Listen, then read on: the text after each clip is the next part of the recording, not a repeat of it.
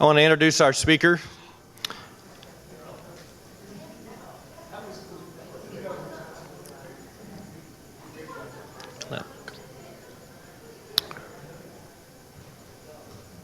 Folks, if you'll all come on into the center of the room, thank you so much. I want to introduce our speaker for the next session. Greg Blake is the 6'7" Chief Encouragement Officer for PepWorks International, based in Greenville, South Carolina. Before joining PepWorks, Greg was the Leadership Development and Diversity Specialist for BMW and Denny's. He's now pursuing his lifelong passion to positively encourage professionals in the workplace. And if you had an opportunity to be here for the first session this morning, you saw Greg's passion. And I got a lot out of that, and I hope you will too, and hope you got a lot out of the first session. Greg, thank you so much for being here. Please welcome Greg Blake.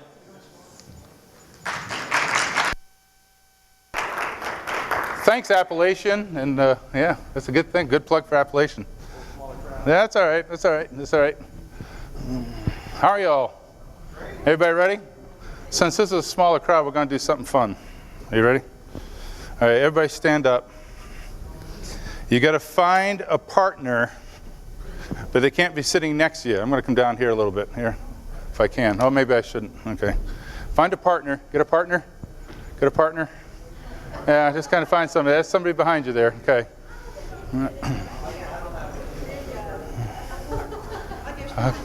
There you go. Okay. All right, here's what you're going to do. Now, you have to be, this is a session on trust and integrity. Okay, so you have to trust me on this one. All right. You're going to, each of you are going to answer this question. Are you ready? Here's the question. Where was your very first kiss, and who was it with? Where is your very first kiss? Yes, come on, Appalachian. This should be good. I'm looking for something more than your mother.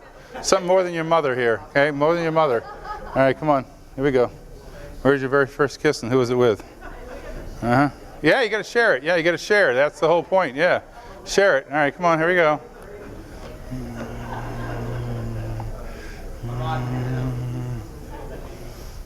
That's all right. You can get in there. You can get in there with them.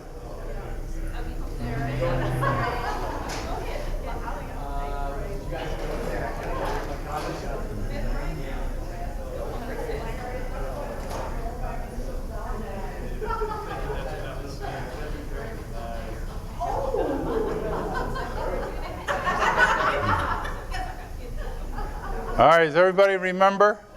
Did everybody remember? It's kind of scary, isn't it? All right, come on back. Have a seat. Have a seat. I hope you'll take some notes here.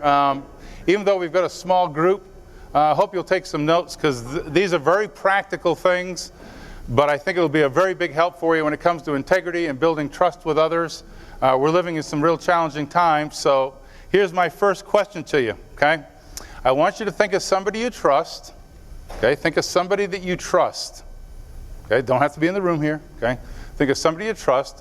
When you've thought of the person that you trust, yes, join her right here. That'll be good. Just kind of sit down near her, because she's going to do this with you. Yes. All right, think of somebody you trust. When you've thought of the person you trust, stand up, okay? When you've thought of the person you trust, stand up, okay? When you thought of why you trust this person, you can be seated. We've actually had people stand for the whole hour, so that's not good. All right, now. All right. Now, anybody want to share who you picked? Who'd you pick? My bride. Bride, okay, wife. Come on, who else? Anybody else pick anybody different than daughter? Go. Dad, daughter, cool. Dog, anybody pick their dog? I've had people pick their dog because they say, you know, he doesn't talk back to me and stuff, so that's kind of interesting. All right, here's some things. If you're taking some notes here, and I know we've got some students from Appalachian State here. I'm glad to have those folks here as well, risk management majors. So they're here visiting, so it's great to have you folks here. P.T. Barnum, who was a great circus operator back in his day, said a statement. He said this: preserve your integrity. It is more precious than diamonds and rubies. What do you think about that? Okay? He said, preserve your integrity, for it is more precious than diamonds and rubies. Is that true? I think it is. Anybody here been to Smithsonian to see the Hope Diamond? Anybody ever been to the Smithsonian to see the Hope Diamond? This is not it. I didn't steal it here today. But when you think of the Hope Diamond is pretty much flawless. If you buy a diamond, and I went out to look for a diamond about a couple of years ago for my wife, I went into the jeweler and I said, I'd like an F diamond. And he says, how much money you got? And I went, why? He says, because it's flawless. You're going to be paying big time. And I did not buy that diamond, obviously, an F diamond, because the fact that all of us in here are flawed. They call those inclusions when it comes to a diamond. But every one of us in this room are flawed. True? We all have character flaw. We're all flawed people, okay? So here's a couple of things for you I thought was kind of interesting, okay? Integrity. Here's the definition of integrity. Integrity is an alignment, like your car is supposed to be aligned, okay? It's an alignment of your intent, your words, and your actions, okay? Integrity is an alignment of your intent, your words, and your actions. Okay? Alignment of your intent, your words, and actions. What's that say?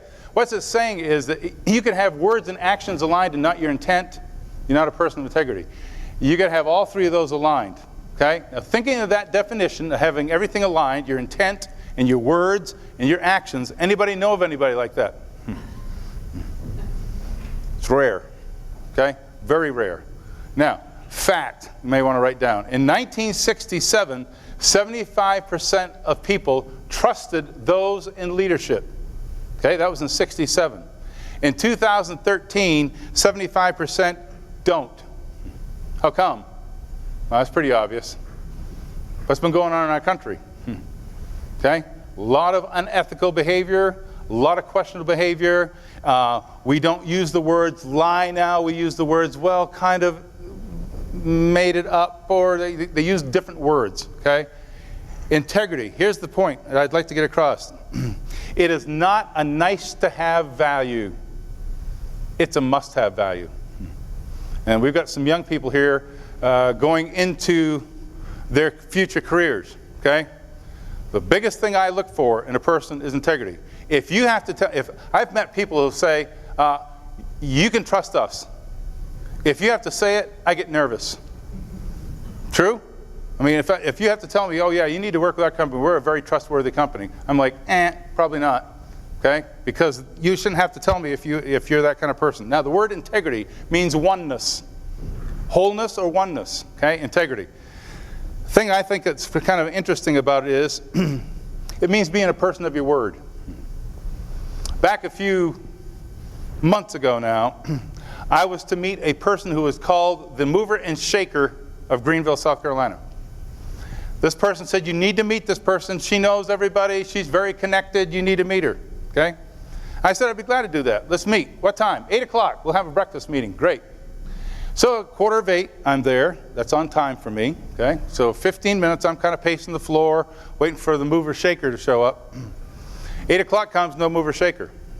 Okay? 8:15, no mover shaker.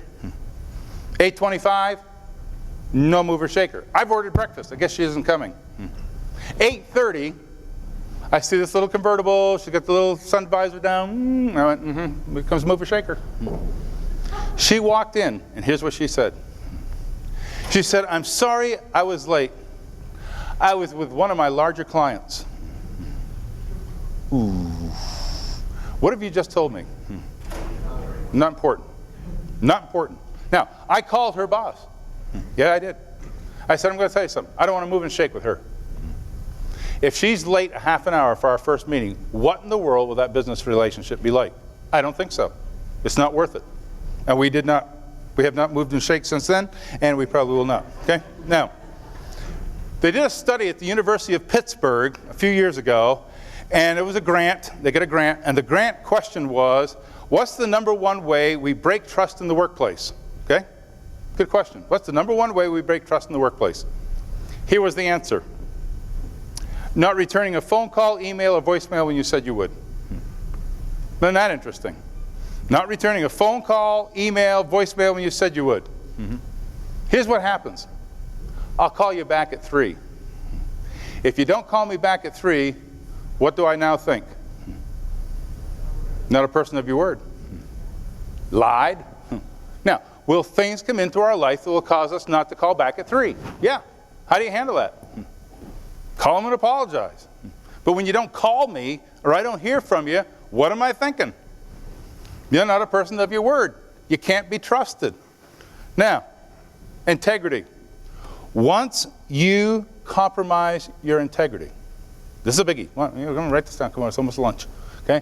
Once you compromise your integrity, you will tend to prostitute, there's a word we all know, we will tend to prostitute truth in other areas of our life. Is that true? Once you've caved on your integrity, it's a slippery slope. True or false? Guys and ladies, listen. Be known for your integrity. Very few people have a reputation of being known for integrity. Now I'm going to give you some numbers. I gave some numbers in the last session. Here's some other numbers, okay? It takes 20 years to build a reputation and 5 minutes to ruin it. True or false? Okay?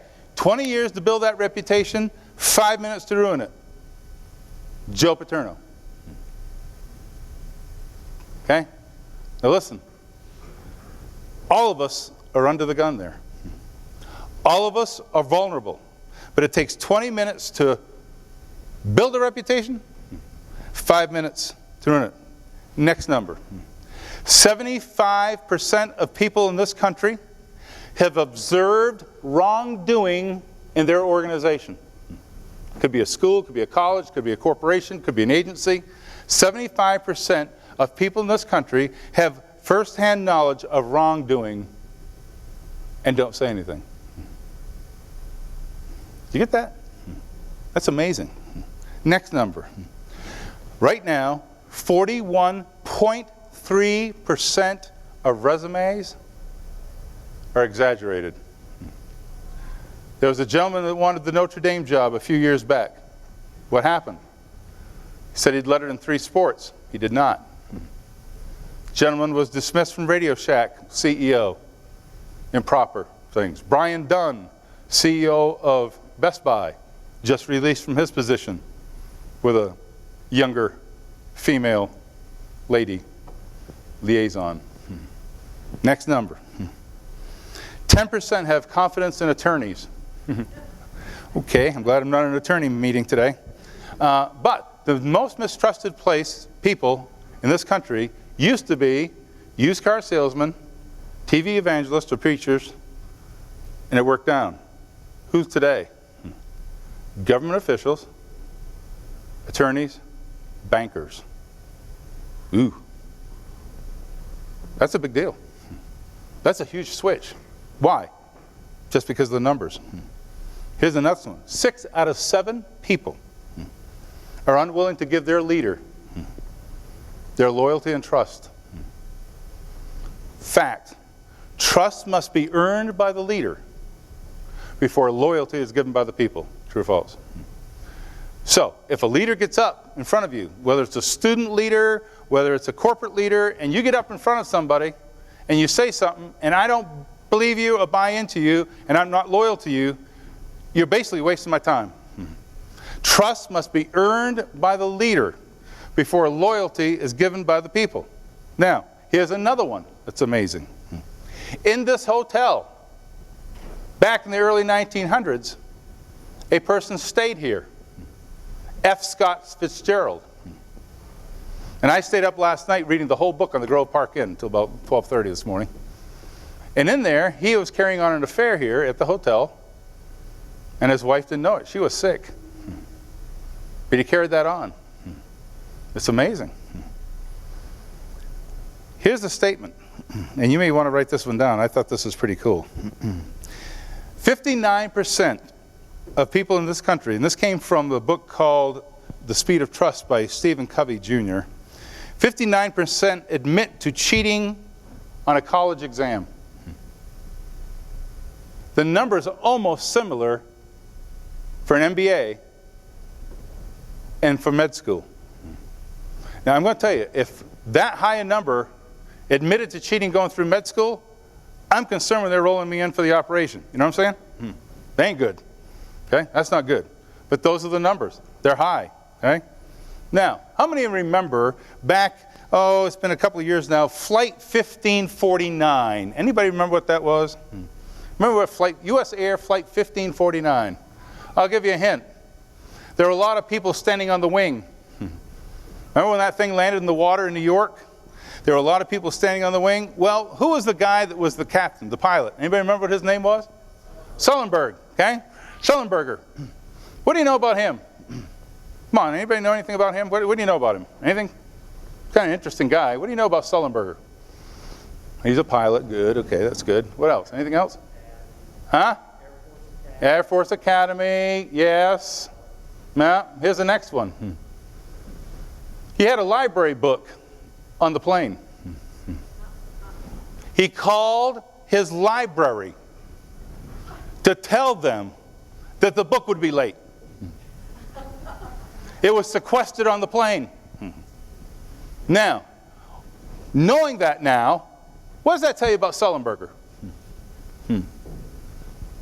Man of his word, small little thing like that, big thing to Sullenberger. Another guy you've all remember seeing, Tony Snow, used to be the press secretary at the White House. Died of cancer back a couple of years ago, 2 or 3 years ago. Tony Snow was observed by Andrew Card. Andrew Card worked at the executive office building across from the White House. And Andrew Card stated that every time he'd watch Tony Snow go into the White House, he would always see Tony Snow bend down and pick up trash off the White House lawn and put it in his pocket before going to the press meeting. Now, it wasn't on Tony Snow's job description to pick up trash off the White House lawn. It was the right thing to do. Now, small thing, big thing. When I was growing up, about the age of 5, I can remember going to the grocery store and sampling grapes. And my father, I can remember him grabbing me by the neck going, "Are those your grapes?" Uh-oh. You want me to spit them out? What do you want me to do? Those aren't your grapes. You didn't pay for those grapes. Now, you think that is such a crazy thing. But I have remembered that for 56 years. I've never lost that. And I can still remember it. I can almost remember what I was wearing that day. It's that bad. Now, here's the facts. I don't trust anybody in this room. And the feeling's mutual. Why? We don't know each other. I've been here for an hour and a half. I could be on a work release program. You don't know me. Okay? Now, here's the point. Okay? How long does it take to build trust? Could be a lifetime. How quickly is it broken? That fast. Now, guys and ladies, I get the fingers pointing right here. It is vitally important in this day that you be a person that is trustworthy. Now, think of the people we don't trust. Lance Armstrong. Wore a yellow band, remember? Live strong. Maybe I should say live wrong. Some of us remember Madoff, who made off with everybody's money. Remember that? Then there's the governor of South Carolina, who was supposed to be walking on the Appalachian Trail, was actually down singing "Don't Cry for Me, Argentina."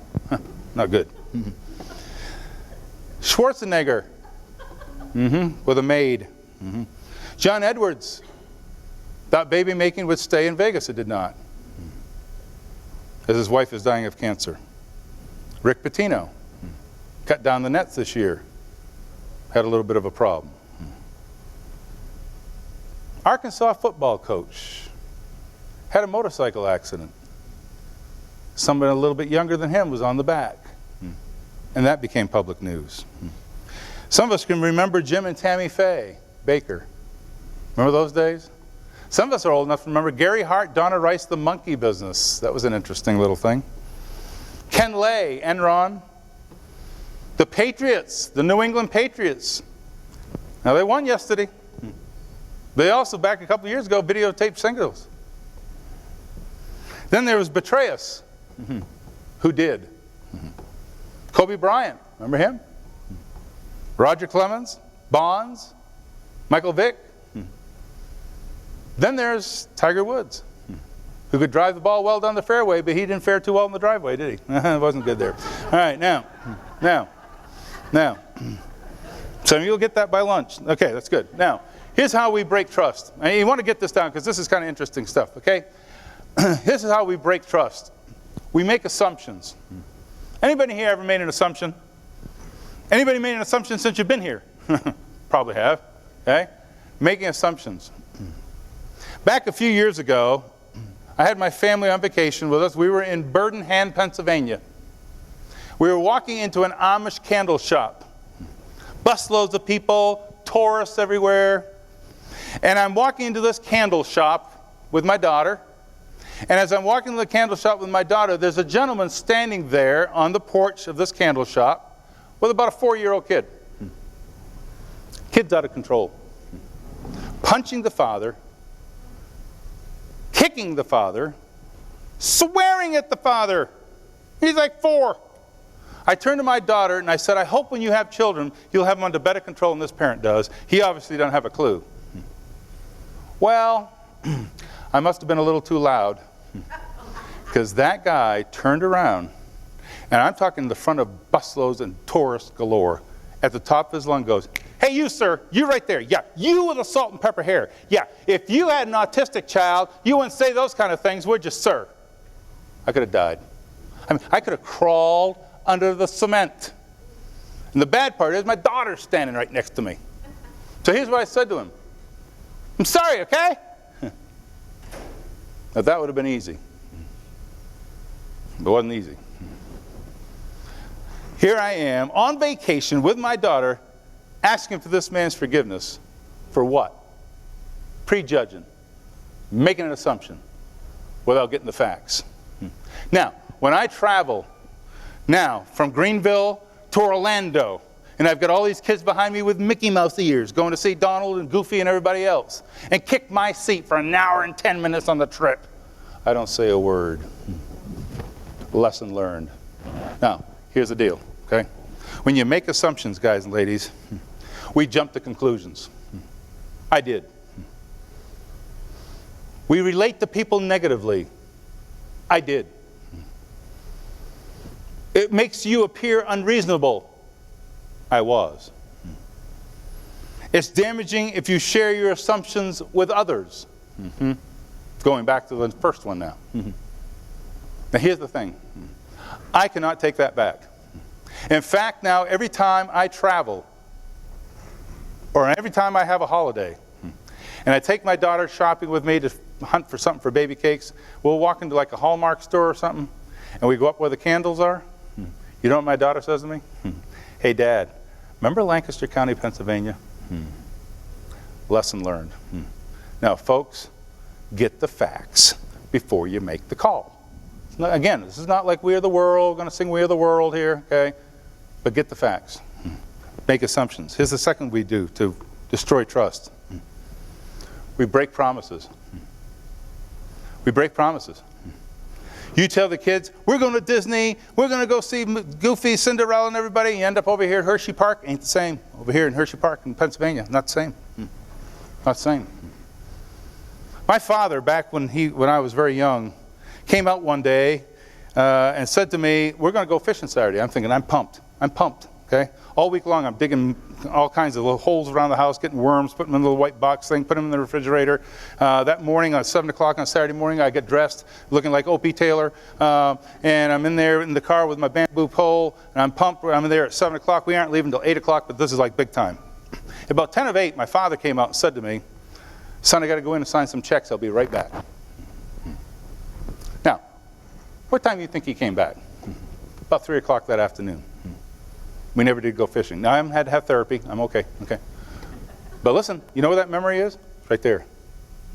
Now, we have broken promises. We can break promises to our kids. We can be a person who breaks promises to our kids. Kids don't forget this stuff. They remember that till the day they die. Now, other broken promises. A few months ago, when the Secret Service went to Columbia, South Carolina, that's Columbia, South America, there was a couple interesting things said there on the plane. Here was one of the comments made in the plane before they left there, and you all know how that ended up. Not real good. Wheels up. rings off. Did you get that? Wheels up, rings off. Now, what'd that mean? It meant that no one going to know. Now, I travel extensively, and I carry with me two things in my suitcase. The first one is a picture of my wife taken by Glamour Shots. They do wonders. I'm going to tell you, Glamour Shots does a good job, man. I mean, they brush in tans, they do all kinds of stuff. I mean, it looks good. Looks good. Second picture I have is my 4 children holding our grandchildren. Now, when I get to I take those out and put them on the bedstead. Why? Reminders. Reminders. Now, could I do something dumb? Yep. Who's going to know? Me. Now, here's the deal. Don't break promises. Some of you have a ring on. Some of you have had a ring on. Things haven't worked out for you. And I can't empathize with you. I can't. I haven't been there. I cannot empathize. Okay? But somewhere along the line, promises were broken. It happens in the workplace. It happened personally. Now, it means not doing what you said you would do.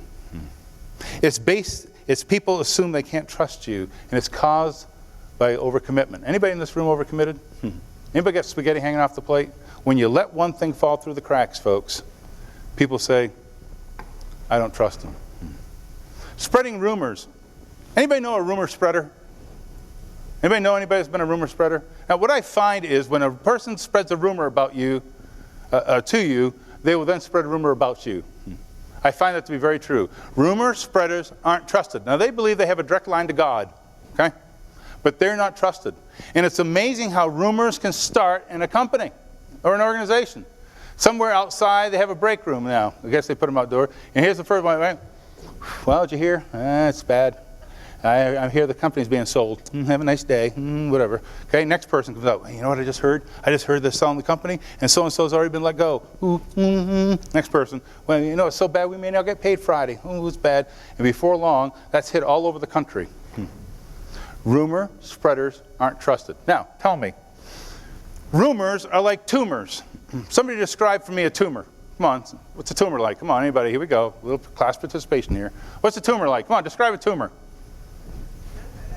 Mass, fast growth. Okay, destroys healthy flesh. Okay, anything else? Yeah, it kills you. Now, a rumor can kill you. Kind of like a tumor. Now, here's what I suggest. Go to the American Cancer Society, get yourself a nice big poster of a blackened tumor, and hang it on your door at your office, and at the bottom say, rumors are like tumors. That might change things a little bit when they see that blackened charcoal-looking tumor. Okay, nasty looking.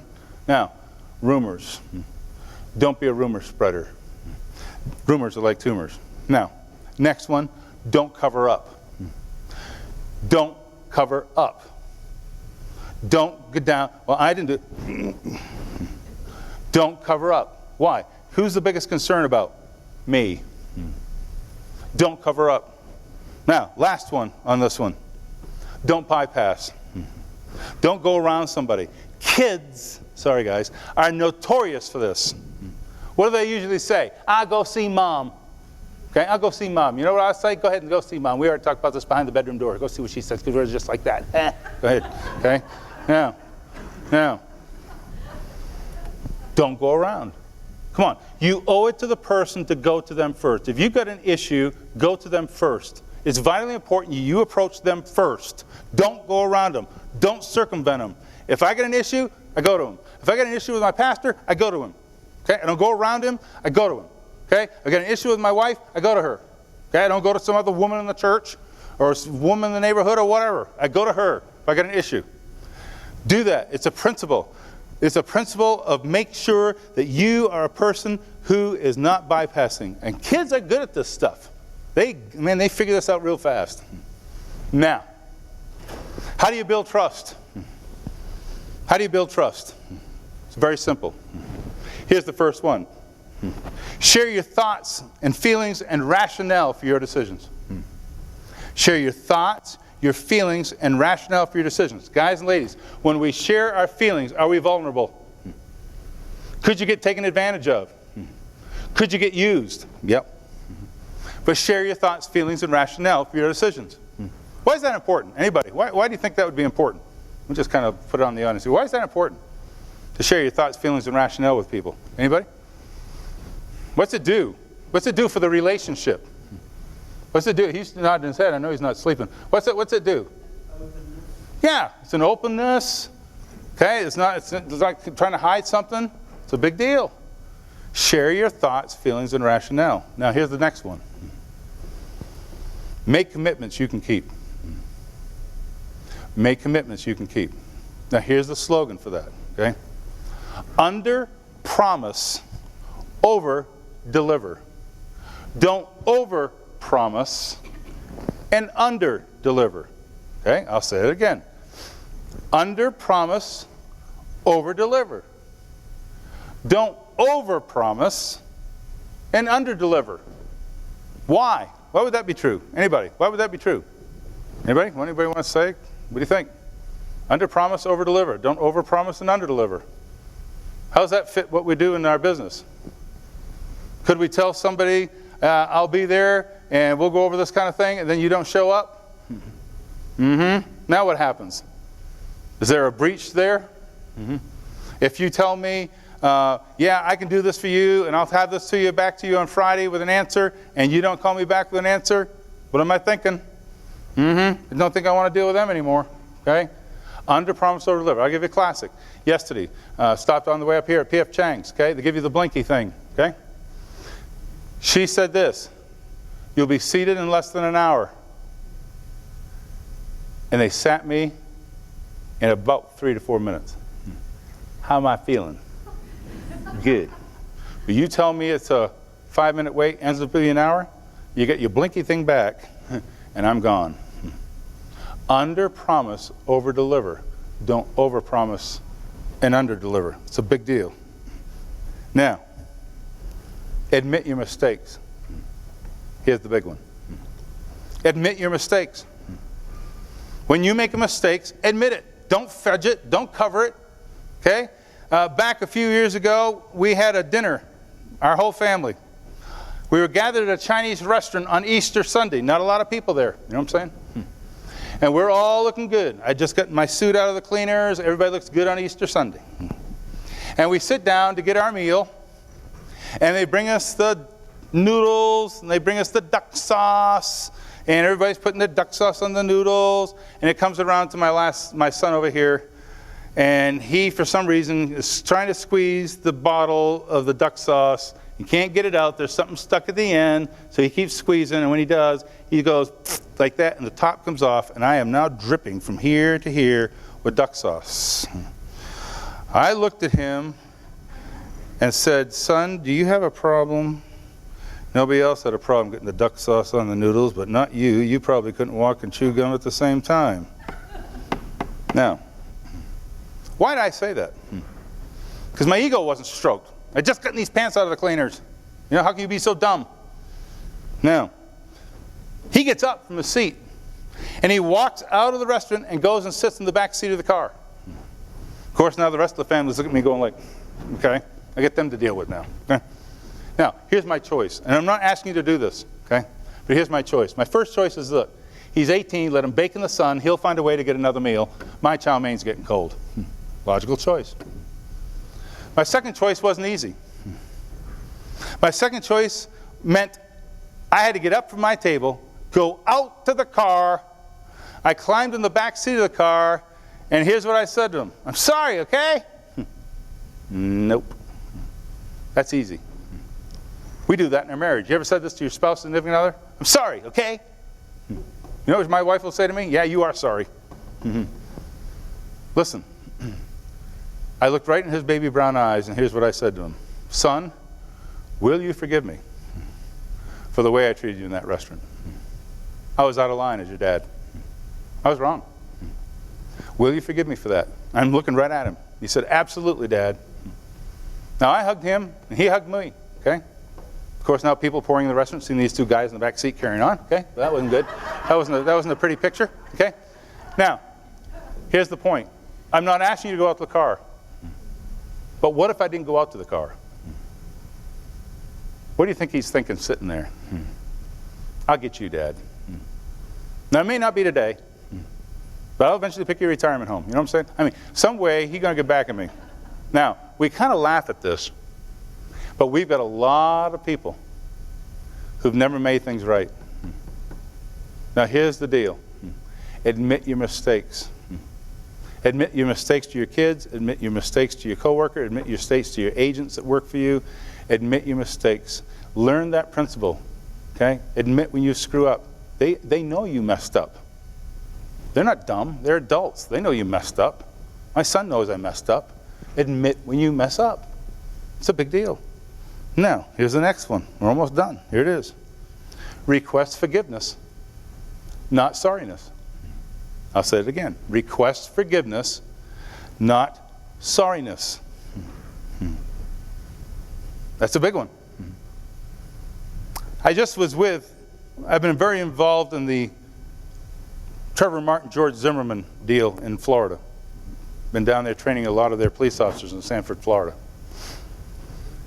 And this last time in Florida, I'm training several thousand police officers in the state of Florida. I had a lady come up to me, worked at one of the Department of Corrections there, came up to me during a break and said, I've not spoken to my daughter in 17 years. I said, you got to be kidding. She said, nope. She left home at 15. She's now 32. I've not seen her. I know she works at the University of Maryland.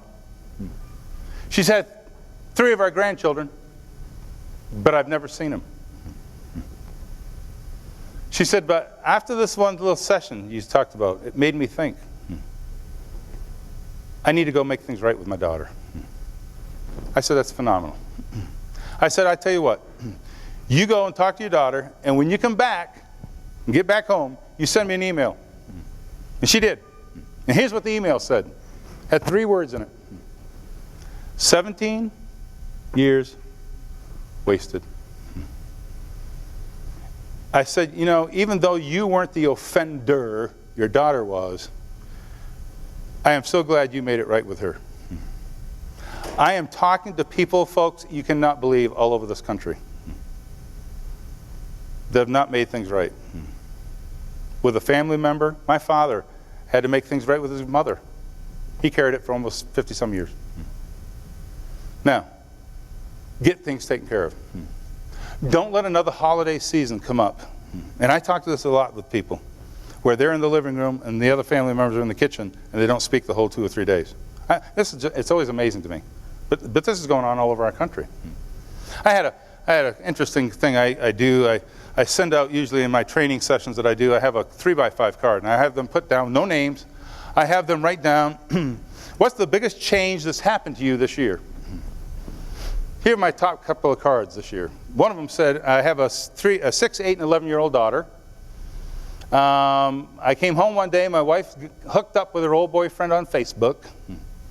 And my wife is driving the car down the driveway. My 3 daughters are holding onto the door handles of the car. She's dragging them down the driveway, crying, going, Mommy, please don't leave, Mommy. Please, Mom, please. I hear that at least once a week when I travel. Amazing. Another person wrote down, we have a 12-year-old. We're waiting for the results to tell us whether the cancer is terminal. We have a person here whose daughter's going through some real tremendous chemotherapy and just delivered a baby a few weeks ago with colon cancer. She's got colon cancer. Baby's fine, but colon cancer. Person told me that first thing this morning when I arrived here at this room. What I'm saying to you is, folks, there are people all around us that are hurting pups with hurts that Band-Aids don't cover. Really important. Now, request forgiveness. Everybody gets really, it's amazing. People get really squirrely about that. It's like, oh man, this is like come to Jesus or something. No, it's got nothing to come to Jesus. Request forgiveness, not just sorriness. It's easy to say, I'm sorry. It's difficult to say, I request. How about some of these sports heroes would just stand in front of a TV camera and go, you know what? I've let you down. You wear my shirt. I'm your role model, but I've let you down. I need to ask your forgiveness for failing you as a role model. I don't hear that. I apologize. I apologize. I'm sorry. I'm waiting for you to tell me, will you forgive me for my actions to you? Rare. Rare. Now, here's the last couple of things. Character flaw. In this room, everyone in this room, including your speaker, has character flaw. Here's the danger. And I say this to you young people, because, man, you're going out into a world, and I'm going to tell you, your values are going to be challenged, your beliefs are going to be challenged, your convictions are going to be challenged on a day-to-day basis, okay? But here's the danger. If you get this formula down and you get this right up here, it'll really help you. Here's the formula, very simple. Character flaw combined with ego. Did you get that? Character flaw combined with ego. You'll fall into one of these 4 A's in your life. I'm going to give you the 4 A's. Here they are. Number 1, when you've got character flaw combined with ego, you will become arrogant. Nobody can stand you. Now, guys and ladies, listen. There's a hairline, and I mean a fine hairline, between being confident and being arrogant. It's a very fine, it is a hair, man, between that. Okay? If you've got character flaw and you combine it with ego, you become arrogant. Number 2, you'll become alone. No one wants to be around you. I've seen it time and time again. Third thing begins with A. You'll get involved in adventure seeking that can be destructive in your life. Like what? Like gambling, recreational drugs, alcohol, pornography. Name the vice, and you'll get caught there when you've got character flaw plus ego. And the last one is you will be caught in adultery. Not an affair. Let's call it what it is. Adultery. Now, that's why I say to myself every single day, please guard my heart. Don't let me do something stupid that will impact my wife or will impact my grandkids. People look different in orange and handcuffs than they do in Brooks Brothers suits, if you know what I mean. Ken Lay is in ashes today. Skilling's still in prison. Tyson Industries, they took the big hit. He's still in prison. Adelphia, Scrushy, who used to run a big company in Birmingham, unethical people. Now, can they be forgiven? Absolutely. But I'm going to tell you, once it's stained, it is tough to get it back the original way it was. So folks, don't compromise your ethics. If it comes to the point where you have to compromise, and I'll tell you this, beliefs are things you hold. Beliefs are things you hold. Convictions are things that hold you. I'll say it again. Beliefs are things that you hold. Convictions are things that hold you. What holds you? Now, I will tell you, if it gets to the point, you personally, where you have to compromise your values, beliefs, and convictions, you need to move on. You need to leave your organization. You need to leave that agency. Why? You'll be miserable. You will be miserable. And folks, I'm going to tell you, all of you in here are asked to compromise stuff. Why is it that in most places in America, people have a disdain for insurance people? Why is it when they say, I'm selling insurance, okay, I'm not home tonight? Why does that happen? Now, be a professional. I have a motto. Here's my motto. Stand erect, smell well, and keep a breath mint with you always. Always look good. You think what's that got to do with trust? Everything. Even when you're casual, look good. You are a representative of your company 365 days a year. You're a representative of Appalachian State 365 days a year. When you go shopping, where you go anywhere, you are representing that organization or that institution. Don't do something dumb. And we've seen it. College kids do dumb things. Michael Phelps did a dumb thing. He got caught doing what? Smoking pot. Where? Facebook. Now, don't do something dumb, guys, on Facebook that will impact your career. Because I'm going to tell you, companies do look at Facebook. When they're thinking about hiring you, they go right to your Facebook page. Oh, yes, they do. Been there, done that, seen that. Don't do something dumb that messes you up. Now, last part. Don't compartmentalize your ethics. John Maxwell wrote a book called There's No Such Thing as Business Ethics. Great book. In that, he says this: don't compartmentalize your ethics. What's he saying? Don't have a set of ethics for your professional life, then a set of ethics for your personal life, then a set of ethics for your family life, and then a set of ethics for your social life, and then a set of ethics for your spiritual life. He says, you either got ethics or you don't. Now be ethical. If I give you a multiple choice test this morning, what would it do? I'm always ethical. I'm mostly ethical. I'm somewhat ethical. I'm seldom ethical. I'm never ethical. Which box would you check? I hope it would be mostly. I hope it would be never. But I'm going to tell you something. Give that little test to your spouse, to your kids, and see if they check the same box about you. That's awesome. I mean, that's an awesome responsibility for me as a father and now a grandfather.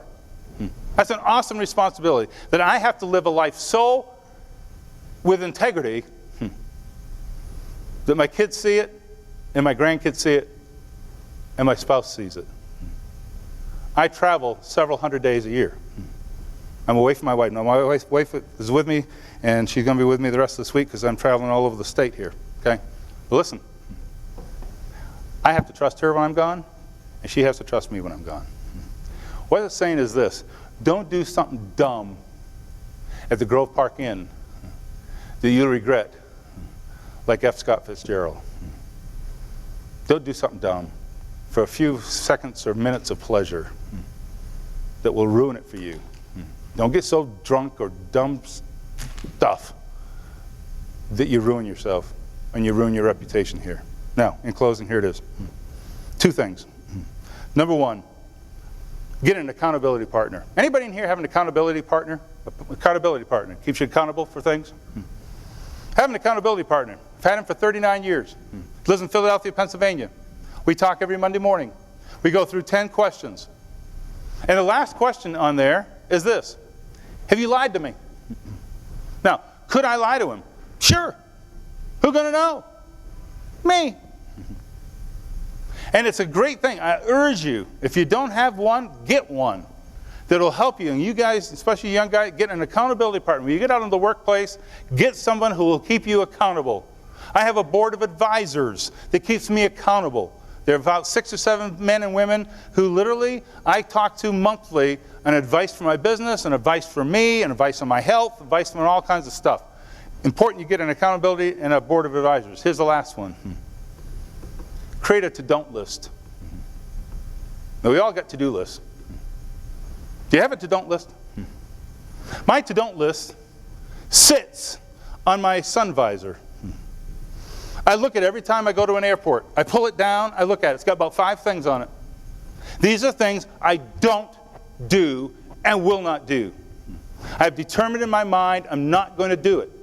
Okay? And I'm not going to tell you what's on my list. I'm not going to tell you. If you want it, you can email me and I'll send it to you. But I ain't going to tell you. Okay? Listen. Have an accountability partner, create a to-don't list. The last one is, and it's a family thing for us. I do it in the family, and I also do it in the workplace. But here it is. I'll read it, and then we'll close. I'm done about a couple minutes early here. Okay? I call them the FAB rules of respect.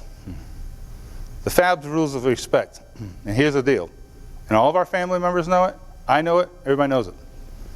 If you have a problem with me, I say this to my kids: if you get a problem with your father, you come to me privately. Okay? Same for business. Okay? If you get a problem with me, you come to me privately. And I post this. I posted this in our home. Okay? And I posted it in my business. And I have it right outside my door, my office. If you get a problem with me, you come to me privately. If I have a problem with you, I'll come to you privately. Won't go to your brothers and sisters, won't go to somebody in the company, I'll come to you privately. If someone has a problem with me and comes to you, send them to me. Did you get that? I'll say it again. If someone has a problem with me and comes to you, send them to me. If someone has a problem with you and comes to me, I'll send them to you. Cool little principles. My last one is the classic. I do not read unsigned notes or letters. Did you get that? I don't read unsigned notes or letters. Let me read them again, because some of you have caught me. I'm down. I'll read them to you again. If you have a problem with me, come to me privately. If I have a problem with you, I'll come to you privately. If someone has a problem with me and comes to you, send them to me. If someone has a problem with you and comes to me, I'll send them to you. And I don't read unsigned letters or notes. Now, be a person of integrity. Be a person who doesn't make assumptions, breaks promises, spread rumors, covers yourself, and bypasses others.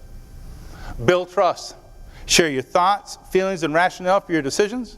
Make commitments you can keep. Admit when you make a mistake. Request forgiveness, not just sorriness.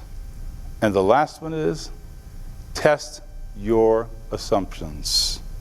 When you light a candle this holiday season in your house,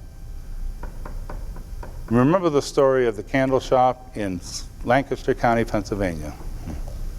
It is a lifelong lesson learned. Be an ethical leader in a very unethical world. Thanks for your attention. Thanks for coming to the breakout, okay?